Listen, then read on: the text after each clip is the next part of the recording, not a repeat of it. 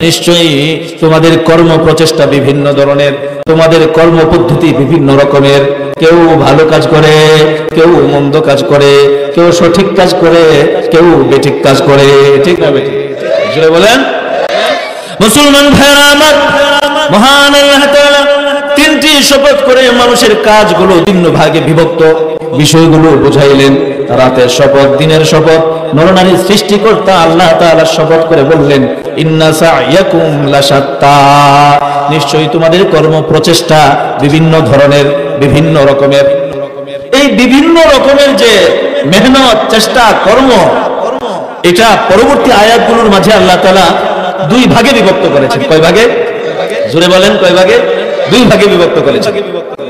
এই কর্ম প্রচেষ্টার দিক থেকে মানুষ দু দলে বিভক্ত। প্রথম প্রকারের তিনটি গুণ, দ্বিতীয় প্রকারের তিনটি গুণ। প্রথম প্রকারের তিনটি গুণ, এই তিনটি গুণ ভালো গুণ, এই গুণের ফলাফল হলো জান্নাত। আরো জোরে বলেন। আর পরের তিনটি গুণ প্রথম তিনটি গুণের বিপরীত, আর এর ফলাফল, প্রতিদান, পুরস্কার হলো জাহান্নাম। বলেন নাউজুবিল্লাহ। জোরে বলেন নাউজুবিল্লাহ। মুসলমান ভাইরা আমার, মহান আল্লাহ তাআলা তিনটি শপথ করে বললেন, রে দুনিয়ার মানুষ, তোমাদের কর্মপন্থা, কর্মপদ্ধতি বিভিন্ন ধরনের, বিভিন্ন রকমের। এই কথা বলে দুই প্রকার মানুষের কথা উল্লেখ করলেন। দুই প্রকার মানুষের কথা উল্লেখ করলেন।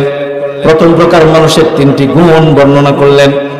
প্রথম প্রকার, ফাআম্মা মান আ'তা ওয়াত্তাকা ওয়াসাদ্দাকা বিল হুসনা ফাসানুয়াসসিরুহু লিল ইউসরা।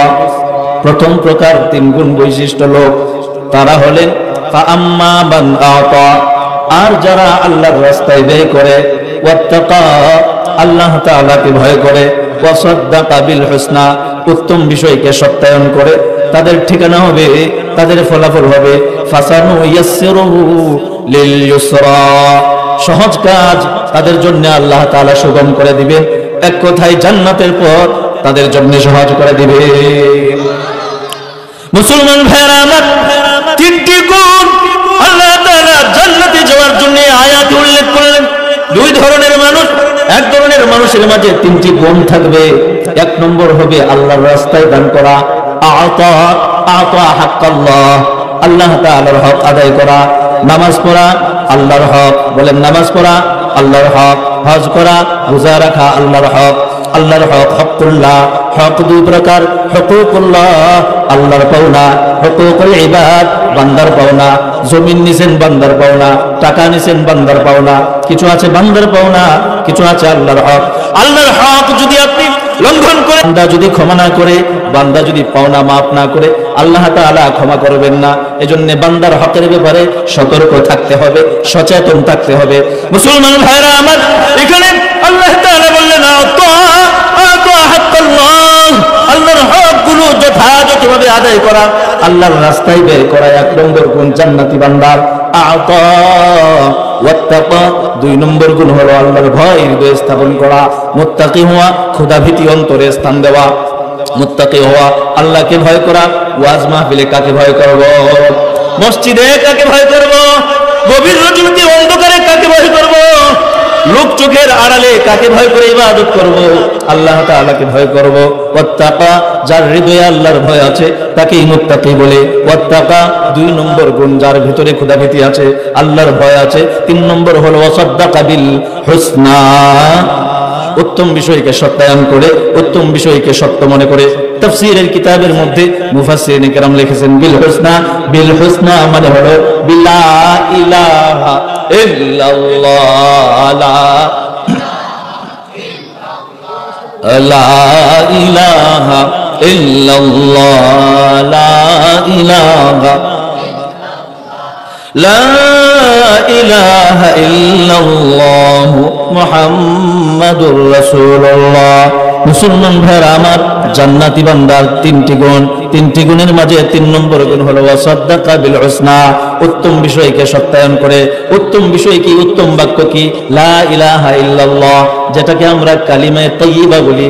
উত্তম বাক্য, শ্রেষ্ঠ বাক্য লা ইলাহা ইল্লাল্লাহ, কালিমায়ে তাওহীদ। লা ইলাহা ইল্লাল্লাহ, বাক্য, এমন পাওয়ারি কালিমা, কাট্টা কাফের হাজার হাজার বছর আল্লাহকে অস্বীকার করেছে, আল্লাহকে সেজদা দেয় নাই, আল্লাহর হুকুম আহকামগুলো পালন করে নাই। যখন সে লা ইলাহা ইল্লাল্লাহ পড়ে ঈমান আনবে, মুসলমান হবে, পিছনের জীবনের সব গুনাহগুলো মাফ হয়ে যায়। মুসলমান ভাইরা আমার, একজন কাফের যদি লা ইলাহা ইল্লাল্লাহ পড়ার কারণে তার বড় বড় সব ছোট বড় গুনাহ মাফ হয়ে যায়, মুমিন মুসলমান যদি লা ইলাহা ইল্লাল্লাহ পড়ে, তাহলে আল্লাহ তাআলা কম দিবেন না আরো বেশি দিবেন? জুড়ে বলেন, কম দিবেন না বেশি দিবেন? আরো বেশি দিবেন। মুসলমান ভাইরা আমার, লা ইলাহা ইল্লাল্লাহ এর সওয়াব যদি এক পাল্লায় রাখা হয়, আসমান জমিন যা কিছু আছে সব কিছু যদি এক পাল্লায় রাখা হয়, লা ইলাহা ইল্লাল্লাহর পাওয়ারই ভারী হয়ে যায়।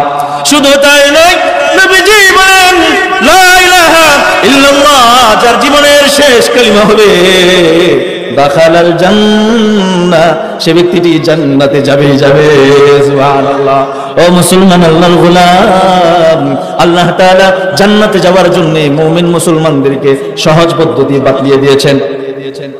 প্রথম ধরনের লোকের তিনটি গুণ, জান্নাতে যাওয়ার তিনটি গুণ।